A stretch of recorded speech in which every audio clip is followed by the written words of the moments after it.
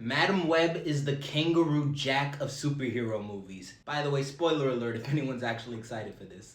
So in every piece of marketing, you see the Spider Women dressed like this.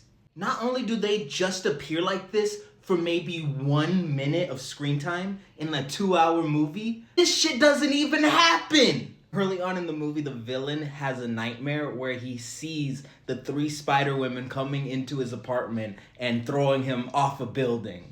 So the entire movie, he's chasing these 3 girls who are going to grow up to become these Spider Women. By the end of this movie, those 3 girls never get spider powers whatsoever at all. In fact, he actually gets killed by a giant Pepsi bottle. It's only during the final seconds of the movie that Madam Web actually sees this prophecy of the girls getting spider powers and being in the costume again.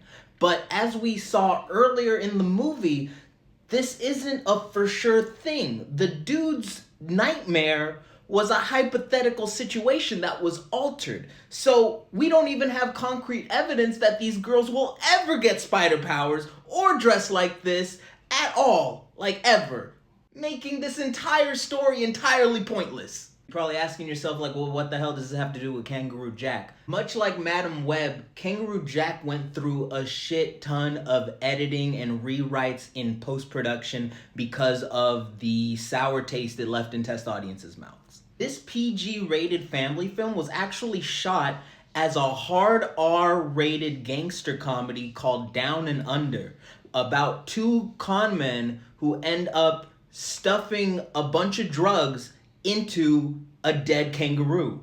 Test audiences apparently hated the movie so much, the only thing that they found of redeeming quality was the kangaroo.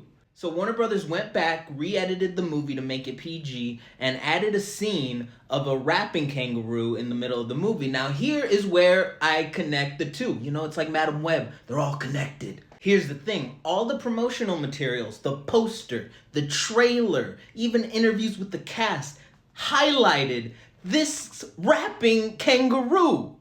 But much like how in Madam Web, all those Spider Women and their cool outfits and whatnot was just a fantasy sequence, same thing goes for the rapping kangaroo. It was one scene, maybe 1 minute of screen time. Both of these movies experienced massive changes after they were already shot and got audiences in based on something that doesn't happen.